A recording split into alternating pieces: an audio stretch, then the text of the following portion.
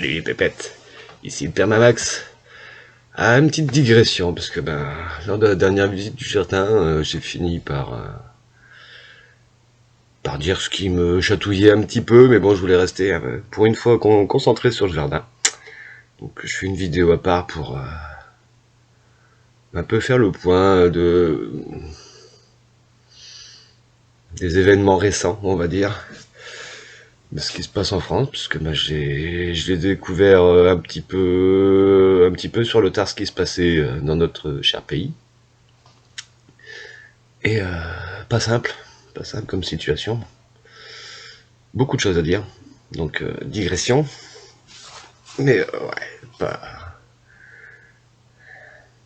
Comment dire. Donc oui, je compte parler des émeutes, pas des sous-marins, des gens fortunés. Ça. J'ai envie de dire, malheureusement, c'est... La mégalomanie est souvent récompensée par ça. Hein. Le Titanic lui-même était l'œuvre d'un mégalomane et on a vu comment ça a fini. Donc voilà, ça, on en a parlé, c'est fini, je tourne la page, je passe à autre chose. Et c'est bien des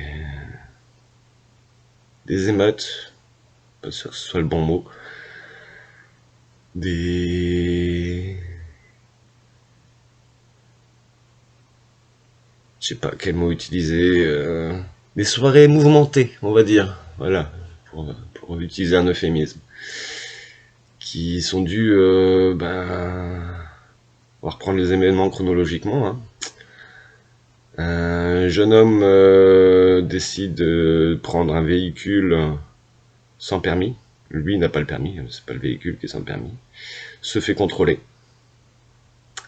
Part en délit de fuite pendant le contrôle, se fait rattraper par les motards qui le contrôlaient.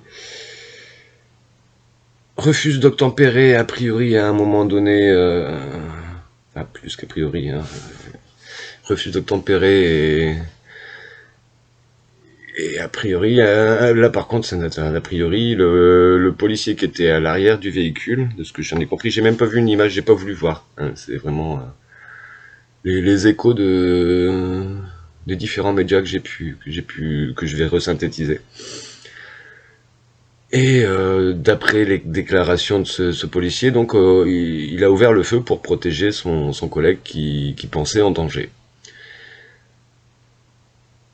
Et a abattu ce jeune homme de 17 ans, qui est un acte malheureux, isolé.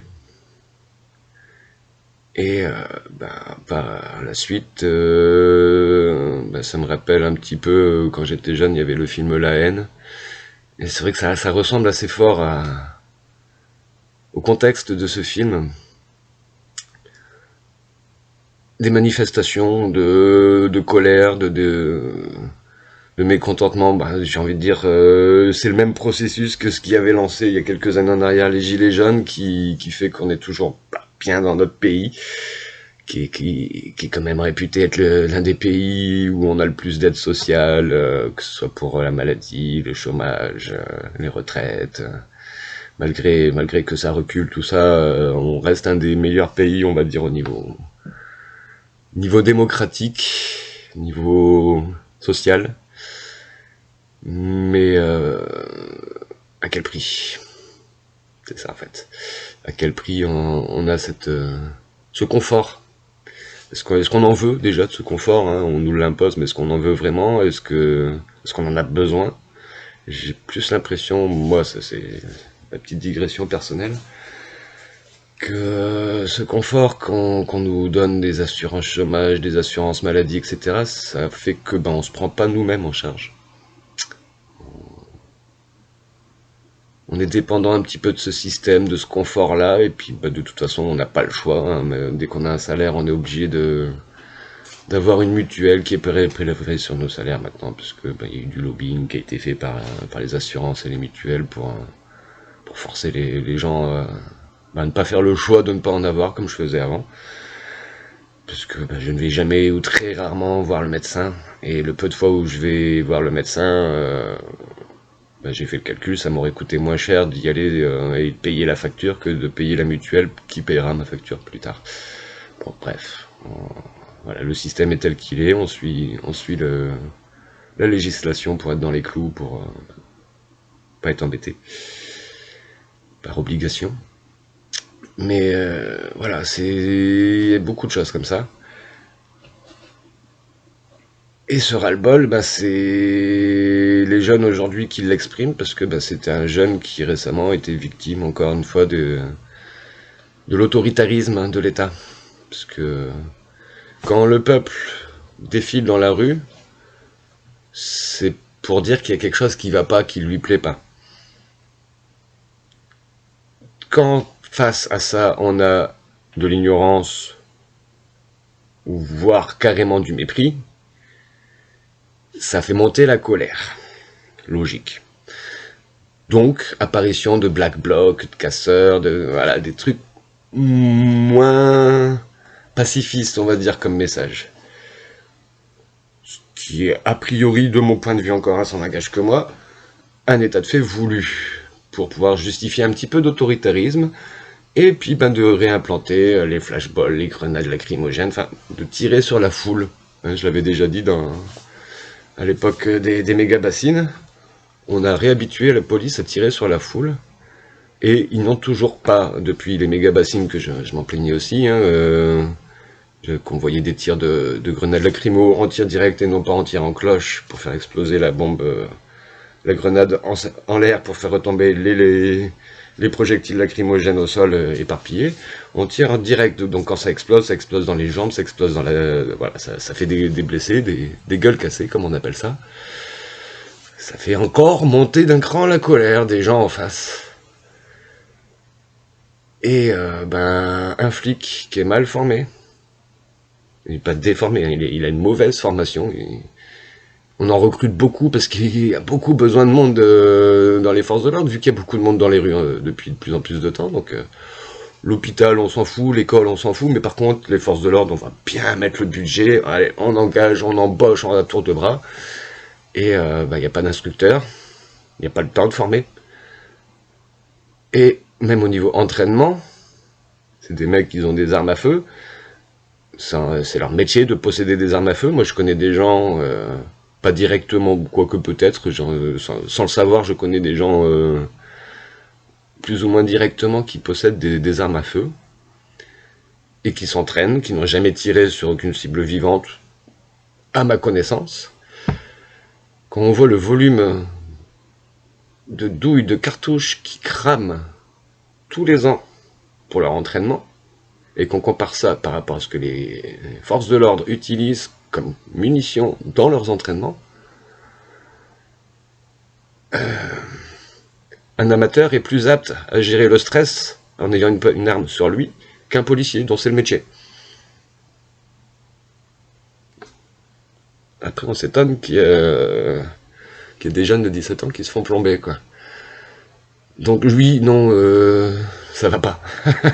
On est clairement d'accord là-dessus, il y a quelque chose qui va pas, et je vais pas tirer sur les jeunes parce qu'ils sont pas contents. Mais je vais pas non plus les féliciter. Parce que... Ok, pas content, tu crames tout ce qui représente l'État, la mairie, le commissariat, des trucs comme ça. Les services publics. De toute façon, là, tu peux démonter l'hôpital, l'État s'en est déjà servi l'a déjà fait avant toi, tu peux démonter les écoles, l'État s'en est déjà occupé avant toi. La police, les commissariats, ben l'État l'a reconstruit avec les briques qu'ils ont enlevées des deux stations précédentes. Donc vas-y, défoule-toi, il y a du budget là pour eux. Enfin, non, je dis pas défoule-toi, mais je comprends que tu as envie de te défouler sur la police, parce que voilà, je vais pas inciter à la violence. Hein. Moi-même, je ne manifeste plus dans les rues parce qu'il y a trop de violence, donc je vais pas inciter les gens à faire de la violence. Même dans les manifestations non violentes, on finit quand même par se faire gazer, donc non, pas de violence, idéalement. Mais de là à aller saccager les salles de bowling, c'est-à-dire les lieux où les jeunes passent du temps, là je mets un doute. Est-ce que c'est les jeunes qui ont saccagé, ou est-ce qu'ils ont reçu un billet du patron du bowling pour ces histoires d'assurance, dont on parlait il n'y a pas si longtemps que ça, hein, parce que ras-le-bol de payer ta cotisation pour ton établissement qui et puis que t'as envie de prendre ta retraite et de toucher un gros pécule d'un coup. Je dis pas que c'est ce qui s'est passé, hein, c'est des hypothèses. Mais ça tient la route, puisque des jeunes qui vont saccager des boutiques pour faire du pillage. Ça c'est toujours plus ou moins vu, hein, depuis que les manifestations, il y a toujours eu des casseurs qui se sont incrustés dans les manifs pour profiter, pour le pillage, etc.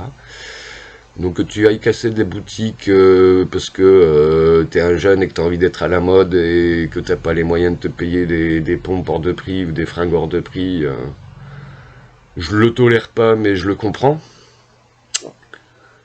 Que t'ailles saccager des magasins, des grandes surfaces, style low cost ou pas, hein, d'ailleurs, hein. On a entendu parler de Lidl ou d'Aldi ou de je ne sais plus quel Supéco qui se sont fait matraquer.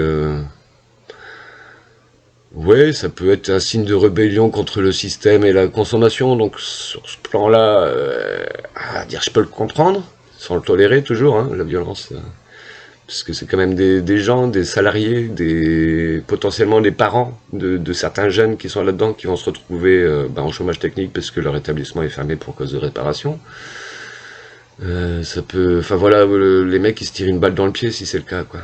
Donc pas très très futé les gars. Vous êtes jeunes, ça peut s'expliquer pour ça. Manque d'expérience, manque de recul sur vos actions peut-être. Mais c'est pas cool, quoi. C'est c'est pas là le message, à mon avis, que vous voulez faire passer. C'est vraiment un ras-le-bol de l'autorité, de... Oui, on est en démocratie, mais ça commence à plus trop y ressembler, hein, je suis le premier à le dire. Donc oui, il faut trouver un moyen de s'exprimer. Quand on s'exprime pacifiquement, on se fait gazer, on se fait lacrymer. Quand on manifeste un peu moins passivement, comme on a pu voir sur les méga-bassines, c'est pareil, voire en pire. Donc oui, on ne peut plus s'exprimer posément. L'État ne nous laisse plus nous exprimer de manière pacifiste. Après, il y a peut-être des moyens de faire ça, du sabotage, du sabordage, peut-être, mais sans violence, sans haine, ce serait peut-être pas plus mal. Il y a plein de méthodes, hein. Internet, vous avez su vous en servir pour vous filer des rendez-vous avec Snapchat ou avec je ne sais trop quel truc. Ce soir on va casser tel truc, tel... ok, j'ai pas suivi comment ça s'est passé exactement, mais j'imagine. Savez-vous-en pour savoir comment on fait du sabotage, du sabordage. Ça fera certainement plus d'impact. Ça, au niveau des gens de là-haut, ça vous impactera moins vous parce que ça se fait en commando. Donc, anonyme. Et faites-le en réfléchissant à pas foutre vos parents au chômage. Ou votre tante, ou vos oncles, ou votre frère, cousin, enfin voilà, les gens qui habitent dans la région où vous habitez, ou même des inconnus, hein, c'est pas parce que c'est des inconnus que ce sont des gens qui méritent pas de vivre comme tout le monde, comme vous, comme moi. C'est pas parce qu'ils sont salariés qu'ils sont pas pris à la gorge et qu'ils doivent pas serrer la ceinture tous les mois pour arriver à nourrir tout le monde et à payer les loyers, les factures, enfin toutes les assurances, le carburant, et je sais pas, imaginer tout les crédits en tout genre que les gens peuvent se mettre sur le dos. Essayez de faire ça intelligemment, oui, attaquer, mais sans détruire, juste rajouter un verrou. Tu mets une porte avec un verrou en plus, tu gardes la clé, tu la crames, tu la fonds la clé. Le commissariat, s'il est fermé comme ça avec un verrou supplémentaire, c'est les policiers qui vont être obligés d'utiliser un bélier pour défoncer leur porte. C'est eux qui vont casser. Ce sera plus vous. C'est pas... Je pense que c'est répréhensible hein, de mettre des verrous, je sais pas, j'en sais rien. C'est des idées comme ça que je balance. Hein. Mais le but du jeu, c'est d'arrêter de vous mettre en danger. Vous tirez au mortier sur des gens qui ont déjà tué un gars qui juste était en voiture. Hein, face à des gens en masse, mal formés, qui ont des armes létales. Oui, ils ont aussi des armes non létales, mais qui font des dégâts déjà bien comme il faut. Mais enfin, c'est une guerre civile. C'est peut-être plus le mot que émeute que ce que vous êtes en train de déclencher. Et oui, depuis que j'ai 15 ans, je vois ces images qui... Et oui, presque ça me réjouit de voir ça, j'ai envie de dire, parce que ça approche de l'image qu'on a de la fin du monde, où tout le monde est tellement pas content qu'on finit par tous se taper les uns sur les autres sur la couenne. Là, pour l'instant, c'est la police face aux jeunes, mais bientôt, ce sera peut-être les jeunes face aux vieux, parce que ben, il y a des boomers. Hein. Moi, je suis pas encore, je suis entre les deux. Et ben après, ce sera peut-être les entre deux qui tireront sur les jeunes, parce que les boomers, il faut les défendre. Pas moi. Moi, promis, j'arrête de promettre, je fais plus rien. Je, je m'engage plus sur les combats en groupe depuis le lycée, je crois, à la fac, la dernière manifestation que j'ai fait. Je devais avoir 19 ans, 18 ans, dans ces eaux-là. Mais là, ce que vous êtes en train de mettre en place, c'est malheureusement pas cette image de fin du monde que j'attendais pour reconstruire derrière. Là, c'est juste du matraquage médiatique, j'imagine, parce que je regarde pas la télé. Mais j'imagine les résultats que ça doit donner au niveau télévisuel. Et je suis persuadé que c'est pas la solution. Vous obtiendrez rien. Ouais, si, peut-être des chaussures gratuites. Puis ben, dans un an, quand elles seront mortes, qu'est-ce que tu auras eu de plus? Dans 3 mois ou 6 mois, tu auras craqué les fringues que t'as pillées dans la boutique, qu'est-ce que tu en feras de plus? Quand tu auras fumé toutes les clopes du bureau de tabac qui s'est fait saccager, qu'est-ce que tu auras remporté de plus dans ta vie, si ce n'est que quelques minutes ou heures de vie en moins parce que tu te seras empoisonné? Je critique pas les fumeurs, je suis moi-même fumeur. Mais enfin voilà, ça vous apporte quoi de faire ça, quoi, les jeunes? Écrivez des lettres, faites des pétitions. Je suis d'accord avec vous, ça va rien donner, mais faites-le quand même. Avant d'en tirer les conclusions, peut-être, ça peut déjà marcher. Commencez par faire les choses dans l'ordre. D'abord, dites officiellement que vous n'êtes pas content par ce biais de pétition, de messages que... Voilà, il y a Internet, moi ce que je fais là, c'est un message que je passe aussi. Hein, je me doute bien qu'il n'y a pas grand monde qui me suit. La plus belle vidéo que j'ai fait, il y a moins de 1000 personnes qui me regardent, donc voilà. Mais peut-être que dans ces moins de 1000 personnes qui me regardent, il y a des gens qui sont des politiciens, des élus locaux, ou pas, ou plus grands, enfin... Ou des gens à qui ça peut, j'espère, donner des idées intelligentes pour faire avancer les choses. Rebondir sur mes idées, faire un espèce de brainstorming à distance. Je suis encore plein de rêves, ouais, je sais. Et si les pétitions suffisent pas, ben, passer à l'étape au-dessus. C'est-à-dire aller bloquer en groupe, passivement. S'enchaîner autour des portes ou, comme je disais, mettre des verrous sur les portes des administrations et des trucs chiants à enlever, que ça fasse perdre du temps. Mais bon, j'ai envie de dire, la CAF et la Sécu sont déjà assez longs à traiter les papiers. Si vous les ralentissez, moi je m'en fous, je ne touche rien de la CAF. La Sécu, si, il y a Laetitia, ma femme, qui a repris le travail, elle est à mi-temps thérapeutique, mais pour l'instant, ça fait depuis qu'elle a repris le travail, il y a plus d'un mois maintenant. Il y a un mois à peu près, la sécurité sociale a arrêté de la payer.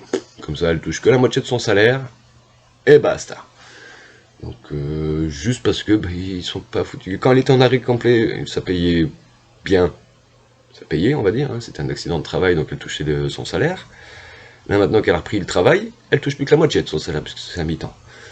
Et l'autre moitié, on la retouchera, sûrement, un jour. Hein. Mais en attendant, mon propriétaire, il a pas eu son loyer de payer le mois dernier. Il va être parti pour attendre un petit peu ce mois-ci qu'on paye et le loyer de ce mois-ci et le loyer du mois dernier, à moins qu'on fasse un échelonnage, on verra avec lui. Les factures d'électricité ne sont pas passées. enfin, électricité, gaz. Les comptes sont à sec. Heureusement, les placards sont pleins, le panier, j'allais dire, le jardin est plein de vivres et on a des œufs, enfin voilà, on a de quoi manger, on a de quoi vivre, on n'est pas de stress là-dessus. Mais quand même, ouais, les comptes sont à vide. Et on est le 5 du mois. Donc, on touche pour l'instant pas de CAF, pas d'APL, mais c'est en cours de changer parce qu'ils se sont rendus compte que j'ai eu des enfants qui étaient partis, qui se sont émancipés, qui sont revenus. Donc au final, ils se sont rendus compte que depuis un an, qu'ils payent plus d'APL pour mes enfants, bah en fait ils en payaient plus pour chez nous non plus. Donc potentiellement il y a des sous qui arrivent, je vais pas compter dessus parce qu'ils sont pas là. Et que ben, je vous invite à aller bloquer les administrations qui sont déjà en retard. Donc je me tire une balle dans le pied, c'est mon habitude, je m'en fais pas. Comme je disais, je suis serein à part les retards de paiement qui vont se régler d'eux-mêmes quand les papiers se débloqueront. Ça se fera quand ça se fera. Malheureusement, j'ai pas le pouvoir, j'ai pas la main dessus, donc ça sert à rien que je m'angoisse. C'est pas ça qui va m'empêcher d'agir et de prendre le téléphone et de perdre une heure ou deux derrière un répondeur automatique à appuyer sur les bons boutons avant d'arriver sur un humain. Bon, c'est tout, c'est qu'une heure ou deux de perdu. Voilà, j'œuvre à gagner du temps dans ma vie, je peux sacrifier un petit peu ça pour de l'argent, qui même pas moi qui vais en profiter, c'est mon propriétaire, c'est mon fournisseur d'énergie, enfin voilà. Des gens quand même qui me permettent d'avoir un confort de vie, donc indirectement je vais en profiter quand même, bien entendu. Mais voilà, cet argent, je vais pas le stocker sur mon compte, hein, je vais pas me faire plaisir avec ça, je vais payer mes dettes. Que l'État m'a foutu. Bah, c'est pas la première fois, hein. Déjà à la base, si je suis devenu digression du marcheur, ça veut dire que je marche, ça veut dire que j'ai plus de voiture. Aujourd'hui, c'est un choix de ne pas avoir repris de véhicule, mais la perte de mon dernier véhicule à mon nom, c'est grâce à l'État. Alors oui, la première, donc ça date de la Covid. La première fois, la première vague de la Covid, on était bien parce qu'on était payé 100% de notre salaire et on nous déduisait pas les repas qu'on prenait pas. Donc j'ai envie de dire au premier confinement, on a gagné à peu près bien notre vie. Au deuxième confinement, ça n'a pas été la même chose. Et quand tu as ta voiture qui est en location à crédit, quand tu payes pas le crédit, avant la Covid, on avait déjà eu ce mode de location de véhicules. On avait appelé, on a dit, bon, ouais, perte de travail, chômage, machin, est-ce qu'on peut diminuer les mensualités ou augmenter le nombre de mensualités, machin, ou payer un peu plus cher. Maintenant, voilà, on avait gardé le même nombre de mensualités, mais on a dit, on va sauter 2 mensualités parce que pendant 2 mois, je vais pas pouvoir payer et on payera plus cher. Ça s'était fait, bien, tranquille. La deuxième fois, ça l'a pas fait. C'est-à-dire qu'on m'a pris mon véhicule, on m'a demandé de le rembourser au prix qui reste à payer, donc c'était 10 000 euros. Moins ce qu'ils ont vendu, c'est-à-dire 5 000 euros, ils l'ont vendu à moitié prix. Hein. Faut savoir, Renault et Dacia, aujourd'hui, ce qui fait leur chiffre, toujours une digression, hein, c'est pas la vente de véhicules, c'est le crédit qui va avec. Juste la vente, s'ils faisaient pas de crédit avec la Diac, Renault et Dacia auraient mis la clé sous la porte depuis longtemps. Donc à cette époque-là, ils n'ont pas su vendre la voiture au tarif à laquelle il reste à payer, ils l'ont vendu que moitié prix, donc il me reste encore 5 000 balles à rendre. Eux, ils vont attendre. C'est une dette que je suis prêt à faire durer très longtemps. Parce que c'est malhonnête, la manière dont ça s'est produit. Et même le crédit à la base, il a été fait de manière pas très très saine, on va dire. Donc, ouais, je les attends. S'ils veulent me chercher des noises, de toute façon, je suis pas solvable. Donc, ils peuvent s'amuser. Mais voilà, c'est des petits actes de sabotage comme ça qu'il faut faire. Il faut faire craquer le système bancaire. J'en suis persuadé. C'est le centre du vol, hein, même si le nœud du système il est autour du pétrole et de l'énergie en règle générale, mais vraiment c'est le pétrole qui tient tout le monde, hein, que ce soit la pétrochimie, le monde des médias, le monde de le pharmaceutique, le monde agricole, tout simplement. Hein. On parle de pollution agricole, le labour, les produits, les pesticides, les engrais, tout ça, ça vient du pétrole. C'est grâce au pétrole. Donc si on veut changer le modèle, il faut changer la consommation de pétrole. Et pour ça, bah, il faut arrêter d'investir dans la recherche de nouveaux puits de pétrole. Et aujourd'hui, je connais pas une seule banque qui ne fasse pas de spéculation autour de ça. Je connais pas toutes les banques, hein, donc il y en a sûrement qui le font sans faire de greenwashing, sans se changer son nom en juste prenant ses initiales en faisant dire oui, on a une banque, elle était dégueulasse, il faut changer ça. Alors on va plus s'appeler la société géniale, on va s'appeler ah bah on va prendre juste nos initiales. Ouais, enfin la société géniale, elle était pas géniale, et c'est pas parce que tu as juste changé ton enseigne et claqué du pognon à changer ses enseignes que tu... Enfin, oui, si tu vas berner des gens, c'est ça le pire, c'est que ça va marcher, quoi. C'est qu'il y a des moutons qui vont se dire ah, c'est une nouvelle banque, ouais, génial. Non, non, c'est toujours la même merde. C'est tu places ton argent. Quand tu consultes sur ton écran, bah, t'as l'argent sur ton compte. Mais tant que tu retires pas ton argent en cash, et encore, même le cash, c'est plus de la vraie argent aujourd'hui, parce qu'elle est plus indexée sur l'or, c'est des billets, on te les imprime, on appuie sur un bouton, hein, c'est vite fait. Mais quand tu le retires, ton argent de ton compte, eux, ils ne peuvent plus s'amuser à spéculer avec ton argent. Donc, que ce soit compte épargne, compte courant, hein, dès qu'il y a du positif sur les trucs, ils font fructifier comme ça. Et c'est ce qui permet de nourrir en fait les comptes épargne. Ça, plus bah, quand t'es un pro-low comme moi et que t'as tes prélèvements qui se font rejeter, ou que tu te mets à découvert, ou enfin il y a des différents moyens de te taper dessus quand t'es pauvre, pour t'enfoncer un peu plus. Quand t'es riche, t'as pas ces problèmes-là. Dans ma visite du jardin, c'est pareil, j'ai une piscine, hein, une piscine hors sol. Alors, je crois cette année, il y a une loi qui, en pourparlers ou qui est passée, je sais pas, comme j'ai quitté le pays un petit bout de temps, je suis pas à jour, qui parlait de taxer les piscines par rapport à la consommation d'eau, par rapport aux restrictions d'eau, parce que les nappes phréatiques, malgré que là, on vient de traverser quelques périodes orageuses et pluvieuses, je pense pas que ça ait suffi à rempoter les nappes phréatiques, donc à ma connaissance on est toujours ici à Valenciennes, dans le nord de la France, en tout cas en restriction. Donc pas très futé de remplir une piscine. Bon. Je vais pas jeter la pierre à ma femme qui a acheté cette piscine, qui l'a remplie, parce qu'elle travaille dans la restauration, et quand elle revient après son boulot, alors qu'elle a ses deux jambes, parce que oui, c'est le ménisque du genou droit qui a été abîmé, qui a fait son accident de travail, mais bien avant ça, déjà les deux chevilles, voilà, les pieds sont gonflés, même son pantalon lui faisait garrot, quoi. C'est pour dire à quel point quand elle revient du boulot, ça lui fait du bien de se mettre les jambes dans l'eau froide, ça la soigne, donc non, je vais pas lui jeter la pierre. Et après, ceux qui ont des piscines juste pour le loisir, ben je comprends que quand t'as des enfants qui crèvent de chaud, voilà, je vais pas jeter la pierre sur le fait d'avoir une piscine et de, hein, je jetterai plus volontiers la pierre sur les méga bassines que sur les petites piscines particulières comme ça.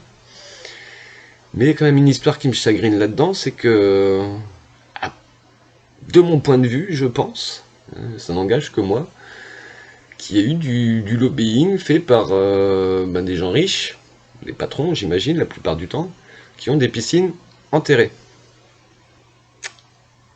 Pour que la taxe sur les piscines ne soit appliquée que sur les piscines hors sol. C'est-à-dire, encore une fois, taper sur les pauvres, quoi, les prolos qui n'ont pas les moyens de se taper une piscine en dur enterrée, quoi. Oui, c'est la grosse masse des gens, donc c'est potentiellement là où le fric se trouve, éparpillé en petites sommes dans les poches de tout ce monde-là. Mais c'est vrai que le 1% le plus riche, qui représente quand même pour la France, on est à peu près 60 millions d'habitants, donc 1% ça représente quand même 600 000 Français, grosso merdo, qui, eux, font partie des gens les plus riches, et qui, eux, ne payent rien, par rapport à leur richesse, à leur fortune, à leur trésorerie, parce que tu peux être riche parce que tu as hérité d'un château. Si le château il est en ruine, que tu peux pas l'habiter, que c'est un gouffre financier, un gouffre énergétique, t'es pas, je considère pas que t'es riche. Mais c'est pas sur le patrimoine que je parle, c'est vraiment sur la trésorerie. Les 1% les plus riches, ils ont de la trésorerie parce que comme ils ont du patrimoine, les banques leur prêtent la trésorerie, sachant qu'il va y avoir un retour, parce que quand tu es riche, tu investis. Donc forcément, tu as un retour sur l'investissement. Tu ne dépenses pas, tu investis, c'est pas la même approche. C'est pas la même vie quand tu es prolo que quand tu es riche. Sur différents plans. En fait, quand tu es riche, tu es fait pour être plus riche, quand tu es pauvre, tu es fait pour être plus pauvre, ce qui fait ce fossé ce gouffre même maintenant qu'on peut parler, hein, qui fait que les gens riches ils sont complètement hors sol, déconnectés de la réalité. Et ce qui fait que les gens pauvres n'ont pas accès à plus que ça à la culture, et qui fait que les gens riches qui prennent les décisions les prennent pour des gros abrutis. Je dis pas qu'ils n'ont pas raison, parce que dans le lot il doit y avoir des abrutis forcément, hein, 60 millions moins 600 000, on est nombreux donc potentiellement oui il y a des abrutis, mais dans les 600 000 je pense qu'il y en a aussi quand même peut-être une plus forte proportion. Parce que, comme je disais, ils sont déconnectés de la réalité, les mecs, ils savent plus ce que c'est qu'une baguette, le prix d'une baguette, faire ses courses. Donc, ouais, le monde va mal. C'est pas parti pour s'améliorer, mais c'est pas parti pour se casser la gueule totalement pour qu'on puisse reconstruire derrière. Donc, arrêtez votre mise-action. C'est soit on fait la guerre et on pète tout, et puis il y a du sang partout, on finit par s'entrebouffer dans les villes, voilà, c'est l'apocalypse. C'est Armageddon, c'est ce que vous voulez. Ou soit vous restez tranquillement chez vous, et puis vous râlez sur les réseaux sociaux, et puis vous pourrissez le compte à Emmanuel Macron, hein, le compte aux différents ministres des Affaires intérieures pour demander justice, que ce soit justice sociale par rapport à justement ce qui s'est passé avec ce pauvre jeune. Désolé, je retiens pas les noms, hein, c'est pas un manque de respect par rapport à la victime et à sa famille que. Mais même ça, j'ai envie de dire, ces émeutes-là, je pense pas que la famille le souhaite. Je pense pas que ce jeune-là lui-même aurait souhaité ça pour lui. C'est presque irrespectueux, j'ai envie de dire, de remuer le couteau dans la plaie. Les gens, ils ont pas le temps de faire leur deuil, que tous les jours ils allument leur télé ou leur poste radio, ils entendent les dégâts qui les ramènent à la mort de leur enfant ou de leur neveu ou enfin de leur frère. Je sais pas s'il avait de la famille. Comment était composée sa famille, j'ai pas pris la peine de me renseigner. Enfin, c'est sur tous les plans, ce qui se passe en ce moment, c'est pas cool. Donc arrêtez. Arrêtez de donner raison aux flics, arrêtez de donner raison à l'État d'être autoritaire. Réfléchissez, pensez, faites des choses intelligentes. Et il y en a des choses à faire. Et comment vous êtes nombreux et comment vous êtes inventifs, les jeunes, je me doute pas que vous avez la solution dans vos mains. Mais arrêtez juste d'agir sans penser. Réfléchissez à vos actions et aux conséquences que vous allez avoir. Parce que moi je m'en fous, je suis tranquille dans mon coin. Je suis pas survivaliste, pas totalement. Je suis pas autonome, pas totalement. Mais en un claquement de doigts, je suis tranquille. Et s'il y en a qui autour, bon en plus j'habite en campagne, donc je serai pas le premier à me faire taper s'il y en a qui crèvent de faim pour venir manger. Je partage volontiers. Si on commence à venir me taxer de force, j'ai aussi du répondant pour vous recevoir. C'est le côté un petit peu survivaliste aussi, hein. Faut être prêt, parce que juste être prêt à manger et à garder son confort dans un monde qui est en train de se casser potentiellement la gueule, c'est attirer des gens à soi, hein. Ça fait aussi partie de l'anticipation que j'ai depuis que j'ai 15 ans. Ça fait bientôt 30 ans que je suis en préparation. J'ai été piano au début et j'ai donné un bon coup d'accélération, on va dire, les 15 dernières années. Donc je suis à moi tout seul, quasiment prêt à recevoir une armée à mes portes, il passe pas. Donc essayez peut-être potentiellement. Si vous venez en toute sympathie et demandez de l'aide et proposer de l'aide en échange, C'est bras ouverts que je vous accueille. Amusez-vous à vous pointer armé chez moi. Il y a de fortes chances que vos munitions se retournent contre vous. Je ne le souhaite pas. Je ne vous le souhaite pas. Mais s'il faut en arriver là, malheureusement, je suis prêt. Hein. Ce ne sera pas la première ni la dernière fois que je ferai acte de violence. Si je peux l'éviter, je l'évite. Parce que ça a toujours eu des conséquences graves, lourdes. Et c'est pas souhaitable.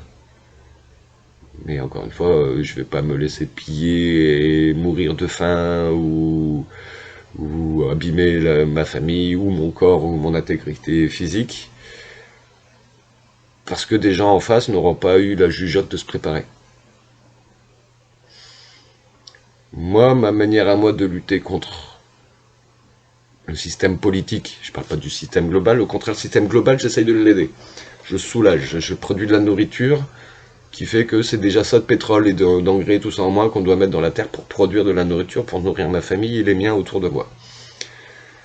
Je peux faire ça en plus grand si on me donne un plus grand terrain, je le fais même volontiers, et presque bénévolement, j'ai envie de dire, si on me donne le terrain.